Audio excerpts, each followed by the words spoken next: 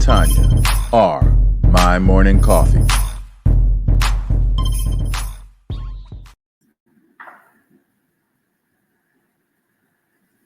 Well, good morning, everyone.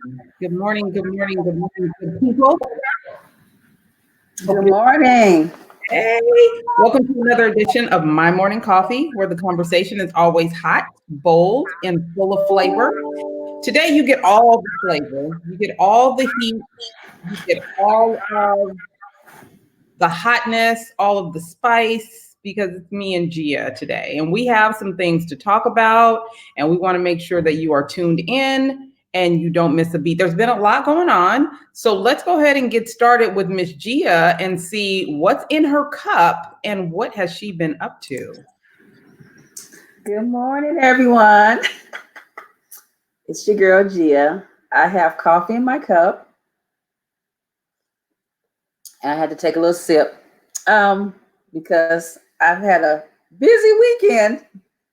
And I'm a little tired from my weekend, but it was a fun weekend. My girlfriend, one of my besties, her birthday was this past week. And she's also my girlfriend who I talked about her before on the show. She was diagnosed with breast cancer and she's a survivor. And we had been going like every other month with her to do her chemo and things like that with her birthday. She had her 55th birthday this past week. So her sister threw her a little get together, and me and my other girlfriend, we drove down to spend the weekend with her to celebrate her birthday. And, you know, we all went to school together. We went to high school together. So we've been friends for over 30 years. So it was really good to go down there and support her. And we had a good time. Weekend was packed with stuff to do. We surprised her and gave her, we had like a little get together. We took her to a spa.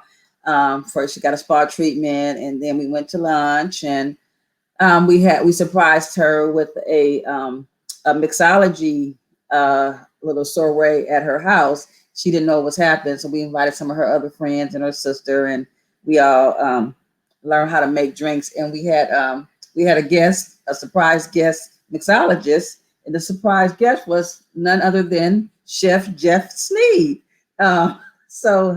He came in via Zoom. He was our mixologist, and he taught everybody how to make 2 drinks, which was delicious.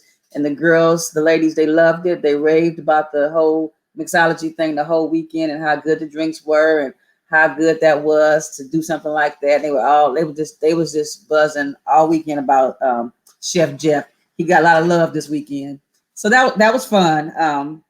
So did that. And then, sat on, other days we had other things planned. And she had a party on Saturday evening, which was nice. All her family came and friends and stuff. So we were up just partying. It was like, a little backyard boogie. But it's funny because during the whole time, me and my other girlfriend, Shonda, we were just saying how, and some other people, we also surprised her. Another friend of ours who we went to high school with lives in Vegas, and unbeknownst to Karen, that she's been living there. So she reached out to me, just so happenstance, right before we were going to Vegas, and I invited her. So we surprised her with her friend. They used to skate together. So that was good. But we were saying, reminded us back when we were young, you know how your mama and daddy used to have them parties, you was a kid, and the parties be going on in the house, and you had to stay in your room and all that kind of stuff. Well, we kind of felt like that this weekend. We were in the backyard, and we folks is drinking and music going, and we DJing and stuff like that. And it was like, so this is what it was like when we were young, when our mamas was doing it and stuff. So that was fun. I think we drank the whole weekend. We got up, because it was her birthday, so she was celebrating, and she was also, the whole thing was 55 and survived, because she survived breast cancer, so it was a reason to celebrate. We was up. In the morning, we started with mimosas, and then after Jeff taught us that drink, we had some little leftover hibiscus and some simple syrup that he had made. Girl, we was drinking that with a little bit of everything. We're like, we're gonna have a mixed drink, and we put that concentrated there, and yes, it was just drinking. So it was fun to kind of be carefree. So again, I lost track of days. I don't know what was going on in the world because we didn't watch it. I didn't watch any news. I was hardly on social media, and a little bit of TV we did watch. They watched those reality shows. So I watched some show. I'm trying to think of it. Love Island or something. She had me watching. So I watched a little bit of that. Some 20-year-olds, mid-20s dating and stuff. And us seasoned folks, I was like, oh Lord, these little young boys, there was some hotties on there and stuff. And these girls was, there was some hot girls on there too. And they was doing some hot stuff. I was like, oh, okay. This is how it is nowadays. So here's my question. Couple things come up to me. So the drinking piece of it, the waking up and drinking early in the morning, you was really feeling your youth. And then how did that feel? Like were you okay the rest of the day? Because I can't drink like I used to. I kind of was, but we was in Vegas and it was hot as hell, so I was like, oh my God. So we like this right here. But I wasn't drinking a whole lot. We didn't drink a whole lot. So like we might have got up like before we left the house, we have a mimosa or something like that. Then we go to brunch and then we, have something else at brunch to drink. But we didn't do a lot of drinking at the restaurants because we had a gang. When I say a gang of liquor, we had a whole bunch of liquor back at the house. So us being us seasoned people, we were like, shoot, we ain't gonna spend that money at the restaurant on them drinks. We just gonna go back home and make our own drinks. So. Out of control. So listen, The other thing I wanted to ask you about is the skating piece of it. It seems like roller skating seems to be making a comeback. What was that like? Yes, we didn't roller skate, but Karen, we used to roller skate, in high school. And Karen probably roller skated more than all of us. She was always at the roller skating rink and stuff. But it is coming back. I don't know if you saw. I think I posted a couple weeks ago because I'm getting ready to buy me some skates. So I was trying to decide on what color skates and everything that I want to wear. But I'm glad it's coming back because skating is fun. It's always been fun, but it's also a good exercise for. Wait a minute, Big Booty Judy. You about to get on some skates? Yes, your girl's about to get on some skates. I'm gonna be skating. You gonna see me? I'm be like, I'm gonna show you how I used to do it back in my day, and stuff. Before college, and everything. Don't hurt yourself, okay? You still recovering from something else, so look, I'm gonna get the wrist things, the arm pads. I'm gonna have the knee pads. I might even have a helmet on, but Jeff was talking about a helmet. I was like, that's not fashionable to have a helmet on. That's for the kids and stuff. But I might don't want to bust a dome. Right. So no, I'm glad skating is coming back. People, I'm not gonna say it's coming back. It's always been, but more people are skating now. I also have a line of. I did a denim patch little line of some little skate gear. Super. Yeah. So my cousin, she has a little skate crew, and they wanted some skate gear. So I made a couple denim patch caps for them, and they all loved them. And I made a couple of outfits. So I'm gonna probably do some more skating, some more skate wear for the people. So if y'all looking for some cute skate wear and you want to be cute when you're skating, holler at your girl. I'm be posting more about that. But yeah, so Karen skates a lot. We didn't skate this weekend, but I'm sure she'll probably get back out there once she's finished all of her treatment and stuff and get back on the skates. So it'll be good to do that. Also, us a group out here in LA, well, Inglewood, another friend of mine, they skate at Darby Park. I don't know if they do once a month type thing, but they all meet, have a skate meet up at Darby Park in Inglewood. And a lot of people are doing that. So, now that COVID, the restrictions have been lifted, but I hear while I was gone that they don't put the restrictions back on us because we don't know how to act.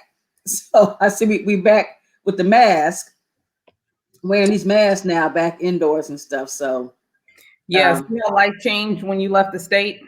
Yeah, it's just like this a matter. But Jeff and I would always say we talk about this a lot. We said it was gonna probably come back. People were throwing their mask away, and I was like, no, I'm gonna hold on to all my masks because I know folks don't know how to do what they're supposed to do. So and it's still there. It's because the vaccine is here. People, I think, are getting they have a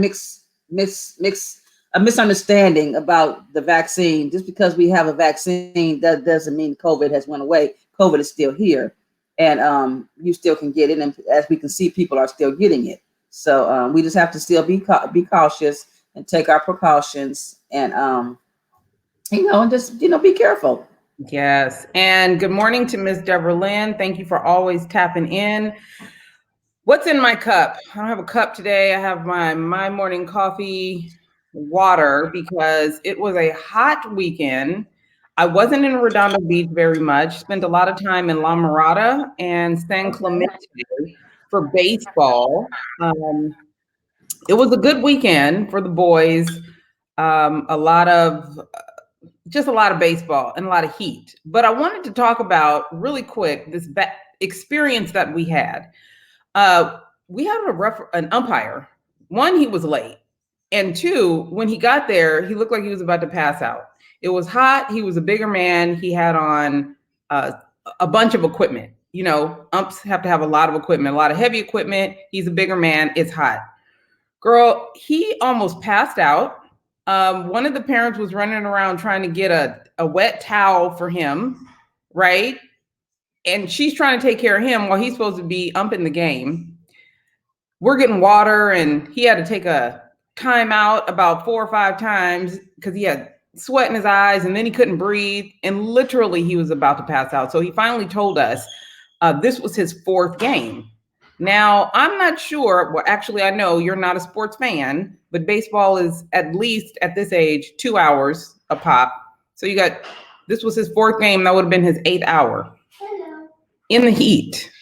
Why is it so hard for organizations to take care of their employees? Now, he's a paid ump. So, you know, we're looking at understanding he has a job to do. But at the same time, there's health precautions involved in doing these types of things. Are there precautions that maybe your job that they take where a person can only do a certain amount of hours at their position without taking a break? Like, you have to take a break depending on what the job is by a certain period of time, or else it's not, either the job's not going to be done right or somebody's health is going to be put at risk. So I was, you know, eventually they got someone to take care of him, but the mere fact that they had this man in this heat for a 4th game, I was just like, what is wrong with people in these organizations, these decision makers, making decisions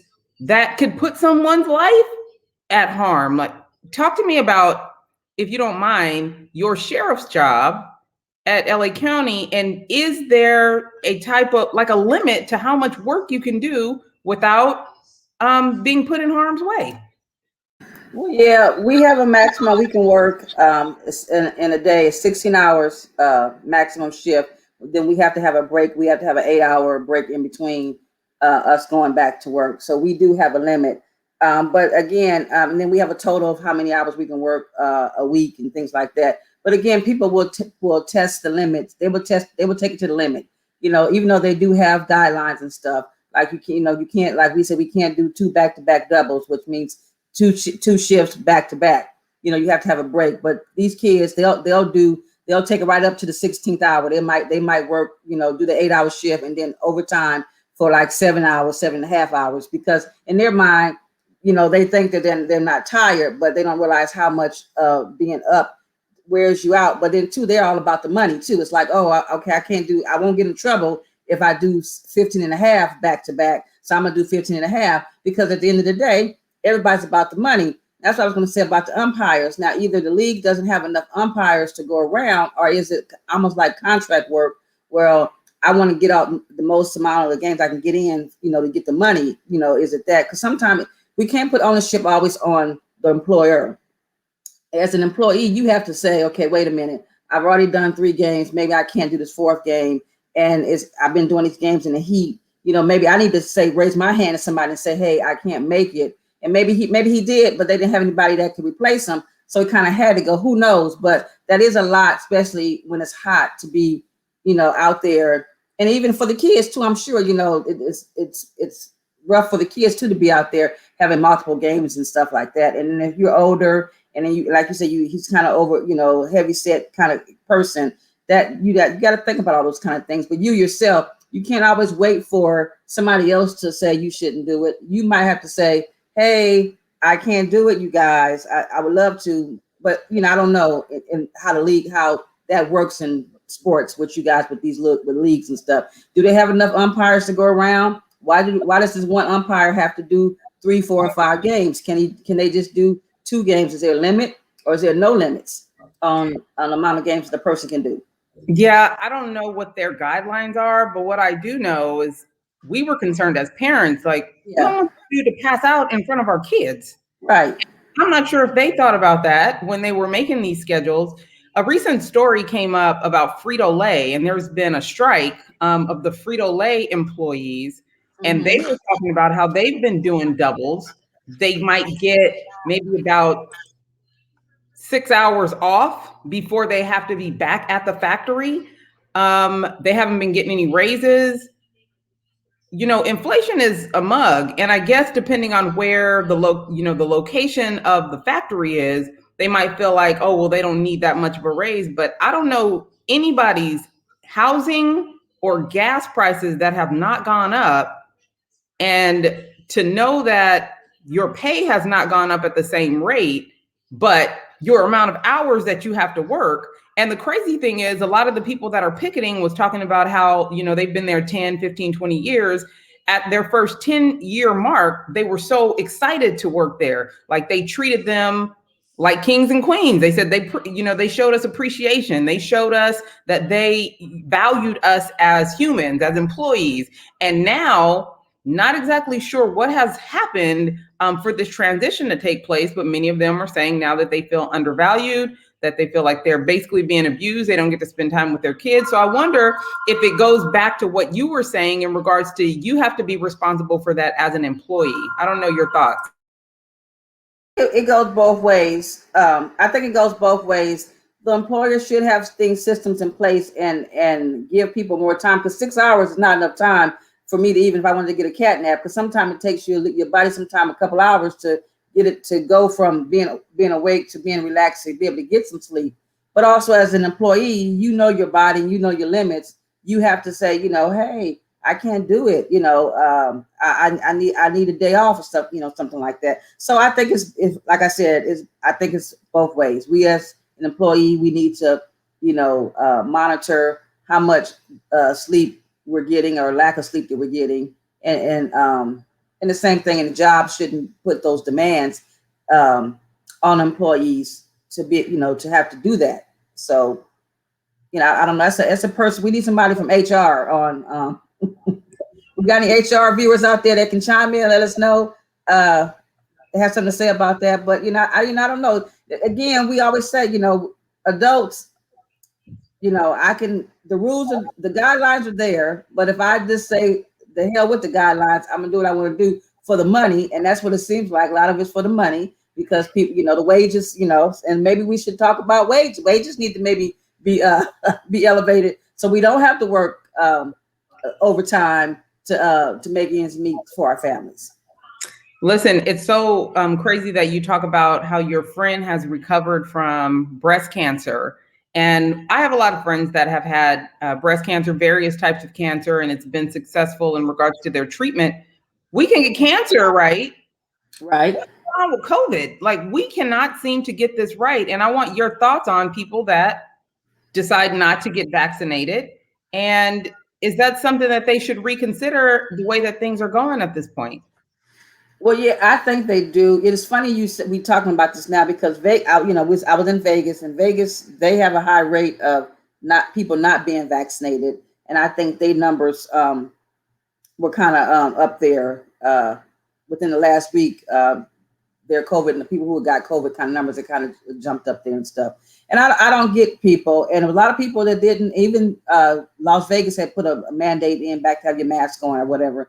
But there were a lot of people that were out and about that did not have masks on. And that was surprising.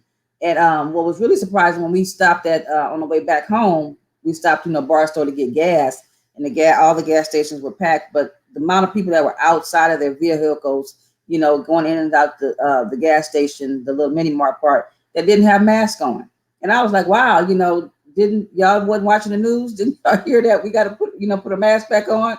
So I think people just don't care. And I don't understand. It's like, why aren't we getting the vaccination, and then at a higher rate than what's going on? And I see there's also states and cities that are doing little incentives now. I think I saw something in Vegas that if you can win money, that you can put yourself in a drawing. If you get vaccinated, you have a chance to win, I think, $25,000. And then I think somebody had a campaign, if you got vaccinated, joints for vaccination or whatever. So if you got your shot, I guess you get a joint or something. So they, they're coming up with all kind of ways to get people to get vaccinated. But I don't know.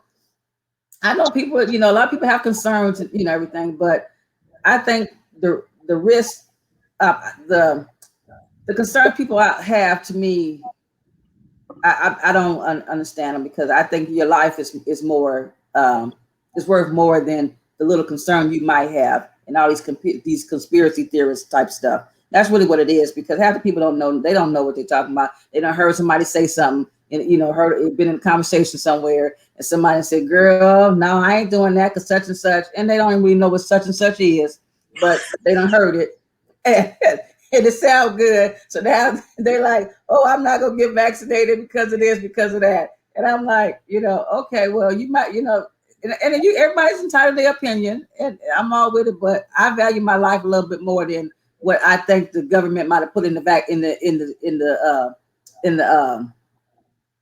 Well, listen. What's it called? The So look, vaccine. there's a couple things on this. People like, oh, I don't know what they put into it. Listen, half of y'all that don't want to go get vaccinated, I knew you back when you was doing all kind of stuff and you didn't know what was in it. You didn't know what was in that drink. You didn't know what was in that whatever you was smoking. You didn't know what was in it. It reminds me of our college years. Like, we were very, the things that our parents tell us not to do, those are the things that we act like don't affect us. We act like it's not, it couldn't happen to us, or it's like a sense of invincibility that comes along with youth.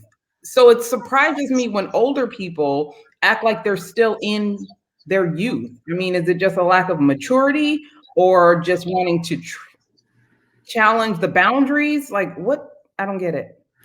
Girl, no, these older people, they still trying to be like they're young. And, I think it's a thing, nobody wants to get older. I get it and stuff, but come on now, y'all.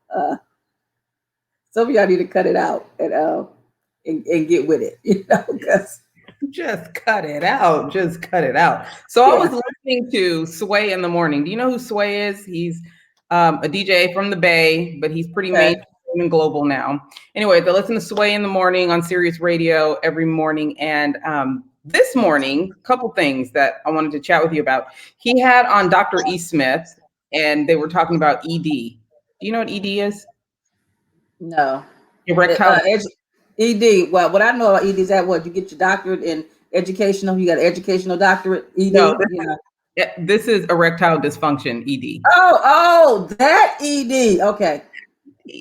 And he was talking about it in a way that basically saying, don't stigmatize it. Okay.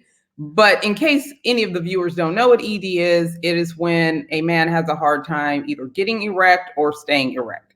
Now, the reason you don't want to stigmatize it is because it shows that you might be having some health problems. So instead of just acting like it's not a thing or not getting it treated, or just acting like it doesn't exist, you should actually be looking at it like it is a health problem, because there is blood flow that could be obstructed or hindered to keep you from being able to perform. Now, I'm not exactly sure how others think, but I would love to know, do you stigmatize ED as just a man that can't function?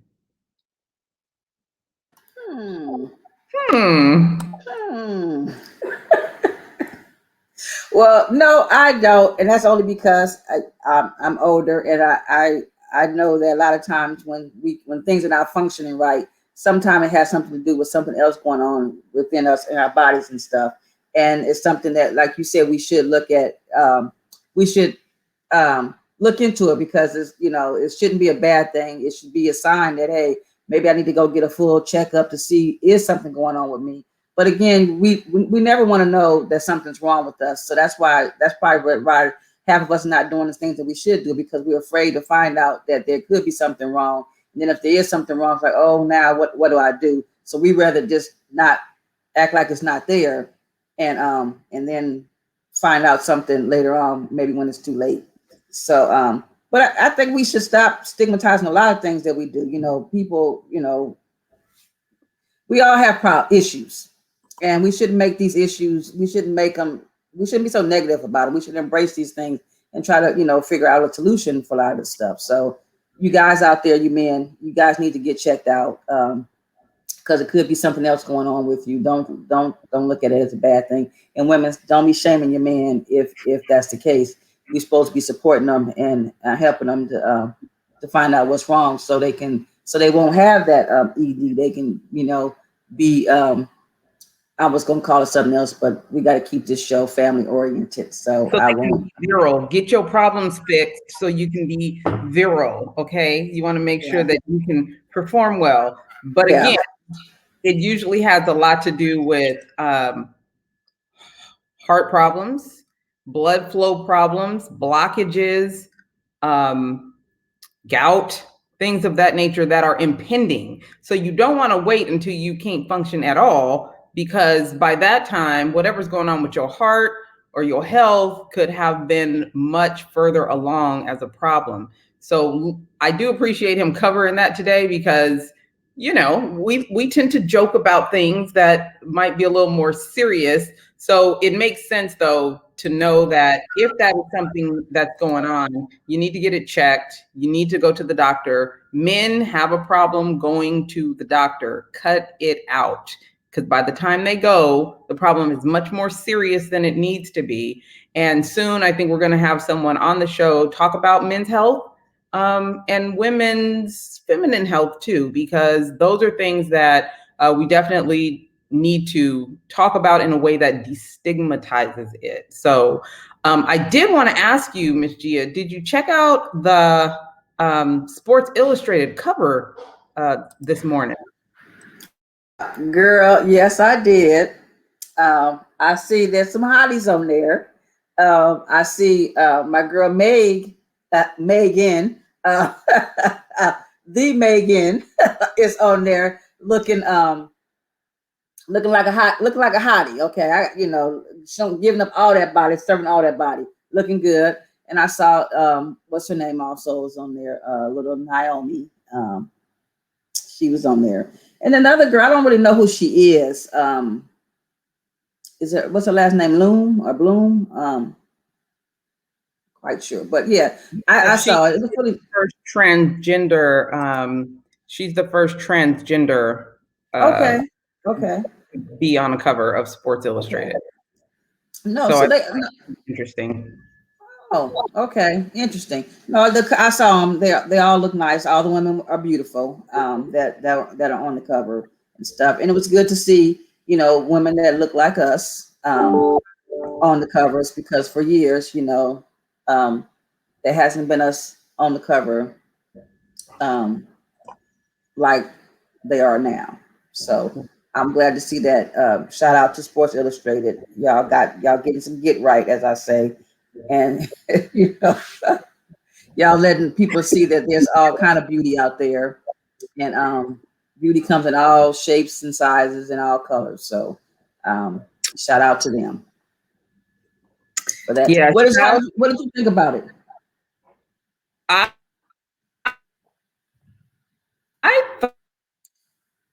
thought it was all three of them covered today.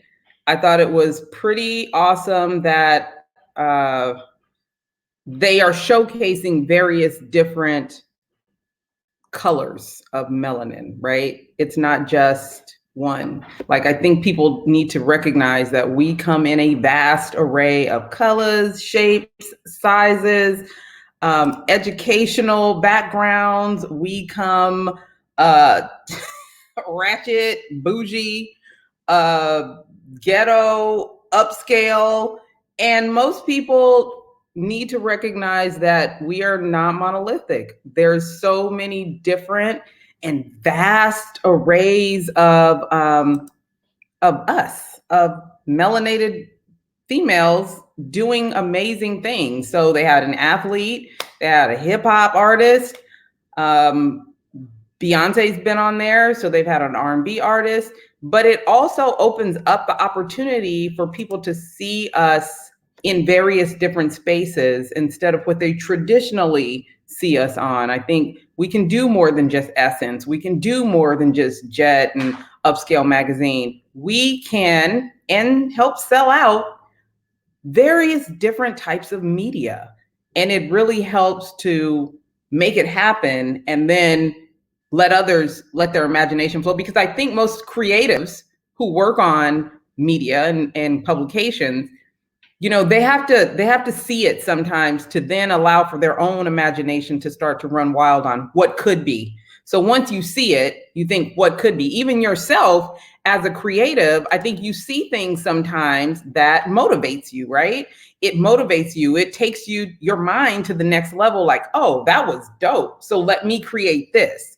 So when you put us in different spaces, it allows for other creatives to see us in other vast arrays of creativity and imagery and taking up space in places that maybe we didn't before. So I thought it was just a great way to allow for other creatives to see us in different places and spaces.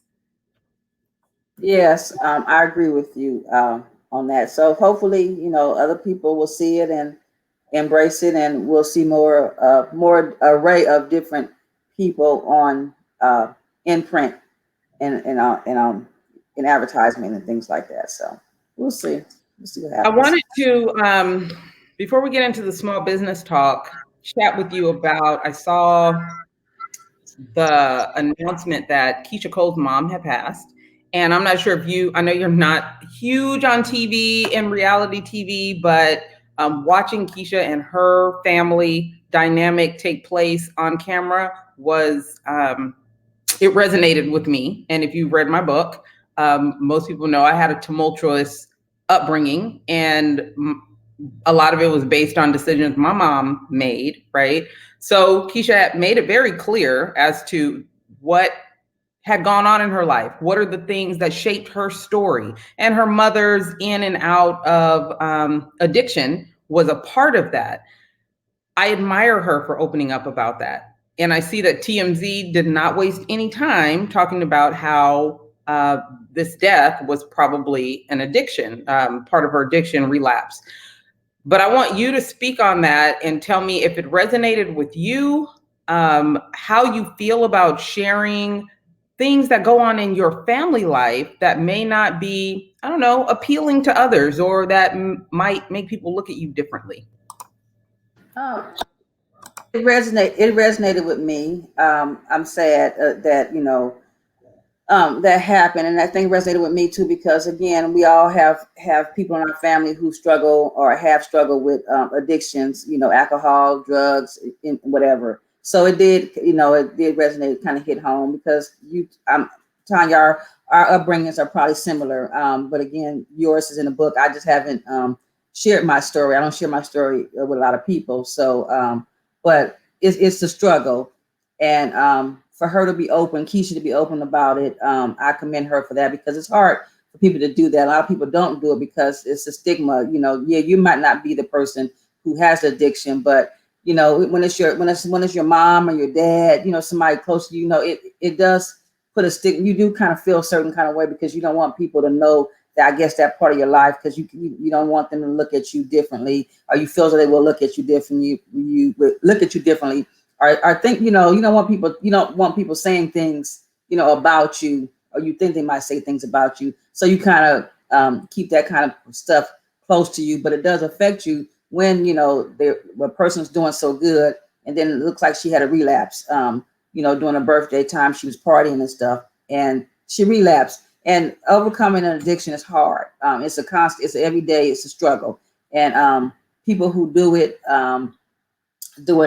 they struggle all the time. My sister's as a recovering addict, and she's done very well, but also I know it's times that she struggles, but she changed her whole life. The things that she had to take out of her life, people and stuff like that, places and stuff, she had to just do a whole 360 turn, and she's done a great job at it. But again, like she says, a lot of things she don't do. It's like she won't go to parties and stuff like that, because the temptation is there. So she doesn't try to put herself in that environment where she could have a relapse. And that's hard for a lot of people to do, because people don't know how to say, okay, yeah, I would like to go, I'm not going to go, or they're not strong enough. It's a struggle. So, it's my condolences to Keisha Cole and her family, because it's sad, and it's rough out there for addicts, and it's real. People think it's not, but it is real. These drugs and alcohol, they get in your system, and they take control, and sometimes it's hard to kick it. And those that do, kudos, and continue to do what you're doing to stay sober. And those that can't, you just have to get back on the horse and keep trying. And you need a good support system around you to help you get there. But it's rough. And Here's my question. Okay, what's your question? Do you think that the stereotype of addiction is rougher on minorities and Black people than it is on by no questions. Yes. Talk to me about that. And then also, since you have worked in the jails, what has been your experience with people that suffered from addiction that wound up in your jails that you have managed? I think it is worse for people, minorities, as opposed to other people. The stigma is worse because I think it's something. Jeff and I saw something. You take a homeless person, a homeless guy. I think it was a homeless guy, it was a white guy. He was homeless, whatever. But it showed somebody he got cleaned up, showered, got a good shave, put a suit on him, and he could go right into an establishment and get a job just like that. But for us, it's a lot harder for us when we get clean to navigate some of those things. So I do think it is harder for us. The stigma is a lot worse for people of color. As far as what I experienced with dealing with people, addiction it's it's hard to explain, but there's a lot of people that are incarcerated and for addiction, and they come in at their worst, and they're in there and they can't get their drugs, and they're having withdrawals, and so you have to deal with their behaviors and how they're responding, trying what we call kick it, get off of it, while they're incarcerated, and it's a struggle for them.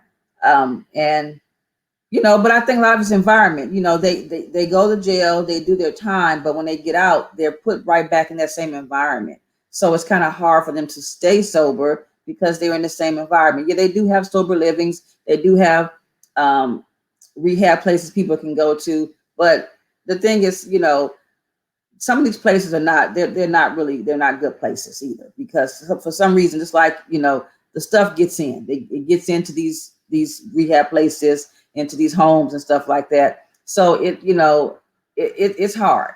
It's hard for people, and the stigma is I don't know.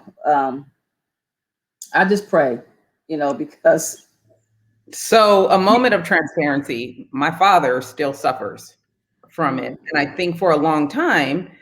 So he got sober, and then some things transpired in his life. Got a divorce from his wife, and she tried to take half of everything that he had worked for, built himself back up. Then he wound up getting sick. He had a heart attack. No, he had a stroke. And then they put him on medication, and then he got back into his cycle of addiction, right? And for a long time, I think he tried to fight it. He really tried to fight his urge to lean back on that life that helped him mask what he was dealing with. And now we're in a place, by the way, we did have a talk. I think I wrote about this in the book, but we did finally have a talk about honesty. And I think that's one of the things that helped me heal, is that you're not lying to me anymore. So now I ask, I'm like, are you good or you not good? And he'll tell me. He'll just be like, I'm out in them streets, and it's hard for me I'm not fighting anymore. And that's the piece of the honesty that I respect that. But now I know that he's living day to day, just accepting that he's an addict and not fighting anymore. So that piece of it for me is a little heartbreaking, because he's not fighting anymore. He's just like, if I'm still here the next day, that's good. And if I'm not, I love you. Well, that's good, Tonya, that you guys were able to kind of come to peace with it. I didn't have that opportunity like with my father. My father also, was a drug user and stuff. And I believe I got a call. My father's side of family, my aunt tracked me down. She found me because when they found my father, I think he was riding a bicycle and he I don't know, maybe had a stroke or something, and somebody found him out in the streets. And I think too, it had something to do with him. He probably was, using drugs again and things like that. And he wound up going to the hospital, but he didn't survive. He was in the hospital in a coma, vegetative state. And it's funny because I had to make all these decisions for him, at this point in life. And I wasn't ready to make them. But I always said that I knew that this day would come. And I knew that my family would probably find me if something like this were to happen, and I would have to be the one to do everything. And I got a chance to go see him, in the hospital, but they said, he wasn't going to, come back. And, eventually he wasn't going to be with us. And I had to almost make the decision to take him off life support, and that was a struggle because it's like, here I am, like, God, I had to make the decision, do what I do. But they wind up taking him off life support, thinking that he would maybe, come back. But he didn't, and he wound up passing away. But I didn't get to have that conversation that you had with your father and about a lot of things that, he did back in his day and stuff like that. So that was good that you were able to do that. And like he said, if he's here one day, he's here. If he's not, he's not. And, and there's nothing you can do. You just have to just deal with it and accept it and, continue to live your life and, and keep them in prayer because sometimes we can't save them, even though we want to. Sometimes we can't, and we have to come to terms with that. And everything will be okay. You will be okay, and it just is what it is, and it has nothing to do with you.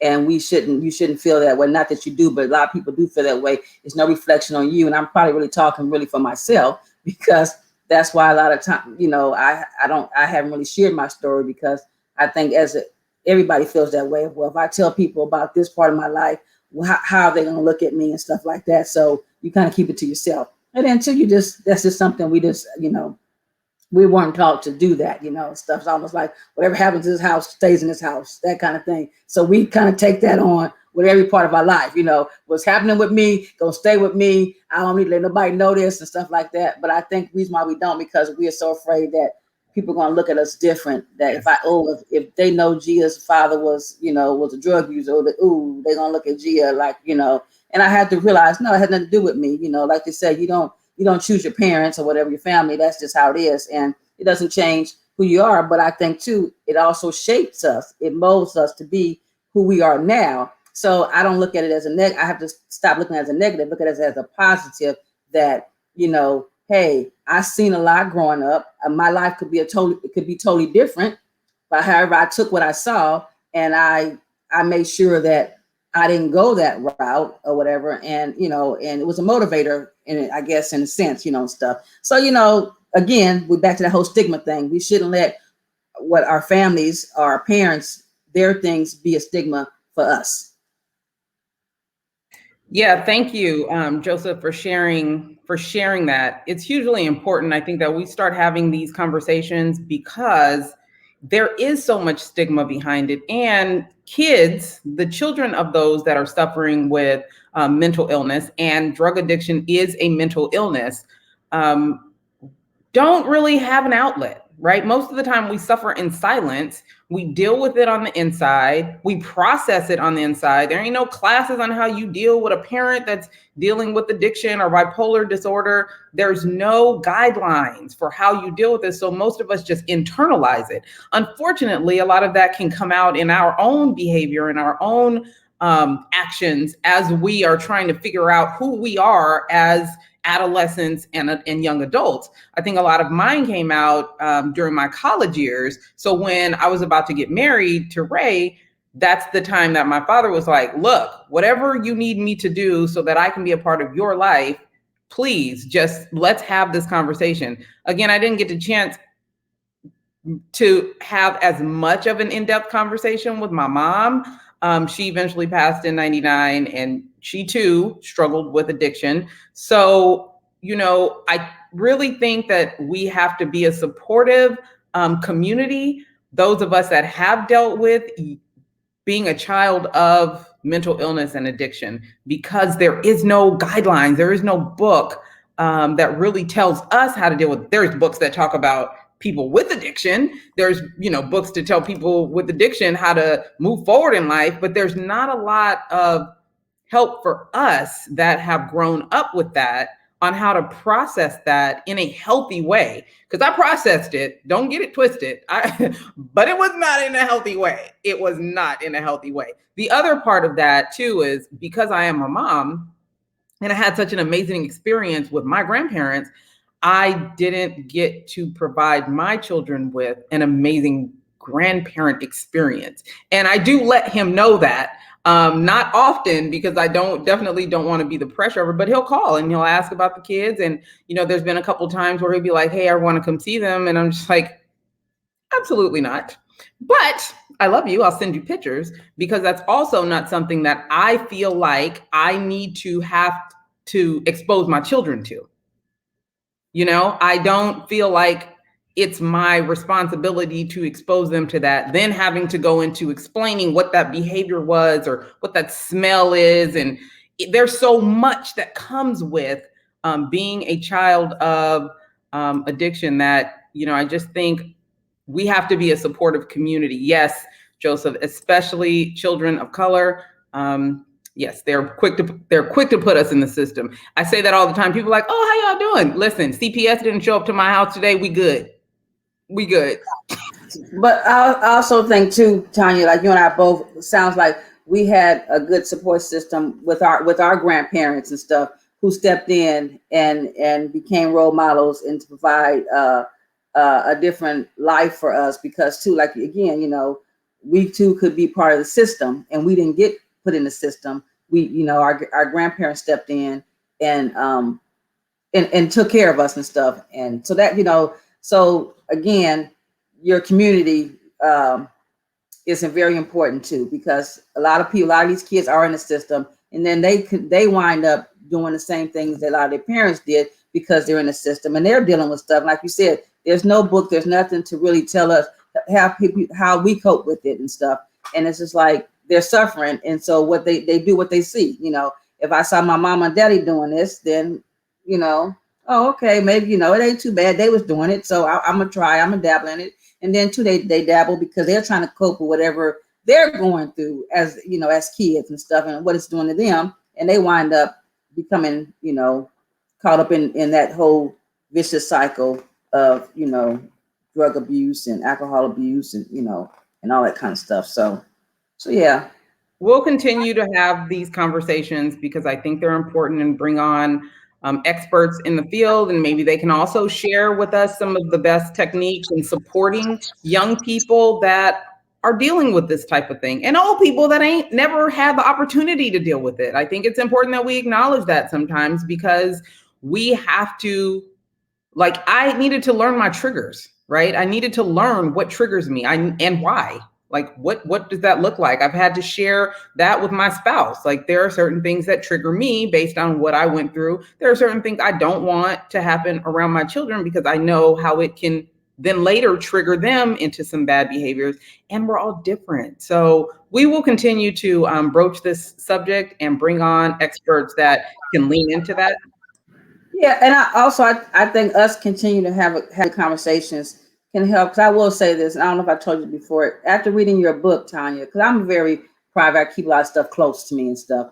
And after reading your book, and when I realized here we are sorority sisters and everything, but we're from two different generations, but we're the same. I would say we're really the same, Tonya, just in two different times. But just from reading your book and interacting with you, being around you have gotten me to really open up more about things that I've suppressed and didn't talk about. So us having the conversation, hopefully will help other people who are living or have lived the same things that we live to open up and talk about it, because that's what, we all, talking is good. Talking is very healthy.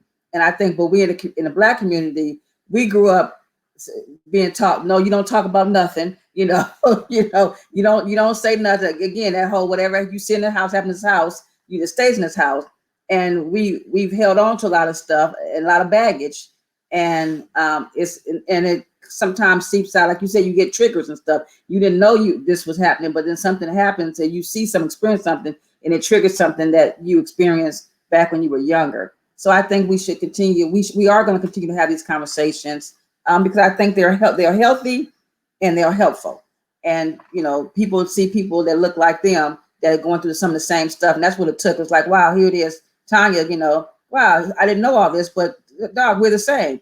So now you feel a little more comfortable in sharing and talking about and having a conversation. And maybe this will spark up conversation with just girlfriends. Just girlfriends having a conversation, or either when I say boyfriends, I'm not talking about guy friends, guys just talking, having conversations, because like you said earlier, men don't talk about a lot of stuff. They keep a lot of stuff close, even their health and stuff like that. But this can spark conversations with our men viewers or whatever, to them, to have conversations with their friends, and talk about this stuff. Let's get this stuff out so we can be healthy. We can be here for our kids and our grandkids, and we can, we can pass on this generational wealth as everybody's talking about nowadays and stuff. We're able to, teach them and be here to teach them and stuff. And, so we need to become more community.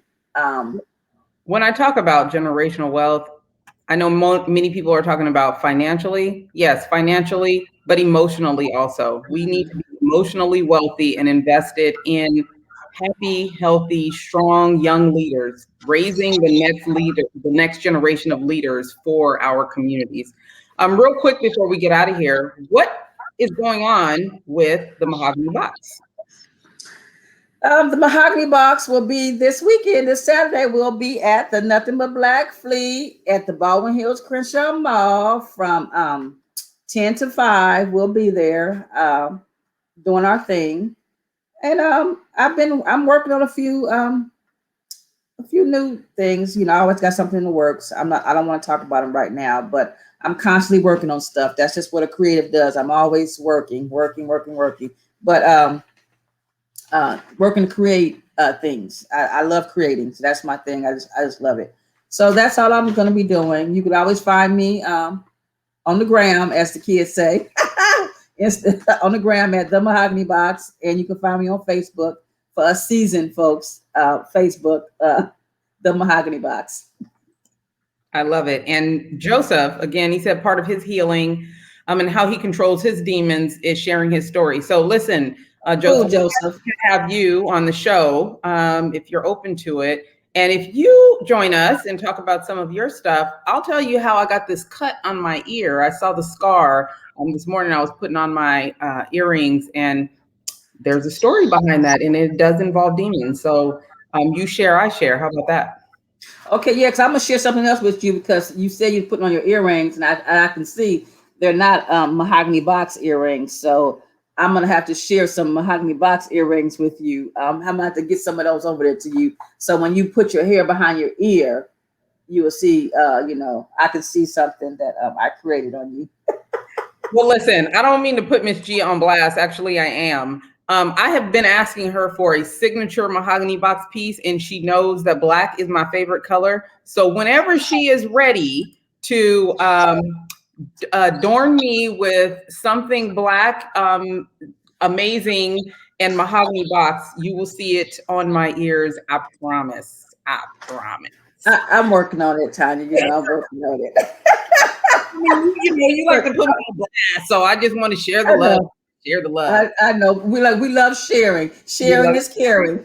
Absolutely. So listen, for the viewers, we are going to be having our first My Morning Coffee morning workout in August. So you have to visit the My Morning Coffee Facebook page for you folks that are on Facebook. And for those of you that are not, you can check out Tonya McKenzie PR, and I'll be sharing it there. But we're going to be having a Sunday morning workout once a month with all of our viewers and anybody that wants to share what's in their cup. Mr. Joseph Williams, we will definitely be getting in contact with you.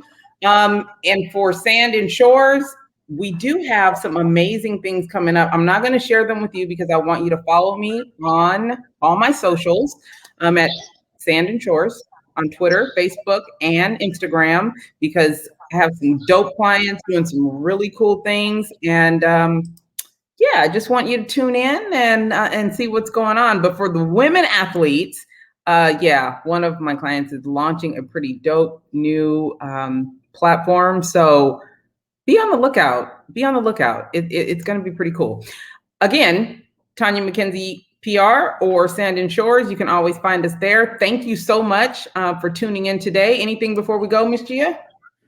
No, just be on the lookout for whatever my morning coffee is doing. We're doing a lot of stuff we're not going to share right now, but just be on the lookout. And for our cup crew out there, go to the website. We're going to have more cup crew gear. We got some t-shirts coming out, some other things. So, hey, keep supporting us. Love it. All right, you guys have a great rest of your week, and we look forward to seeing you soon.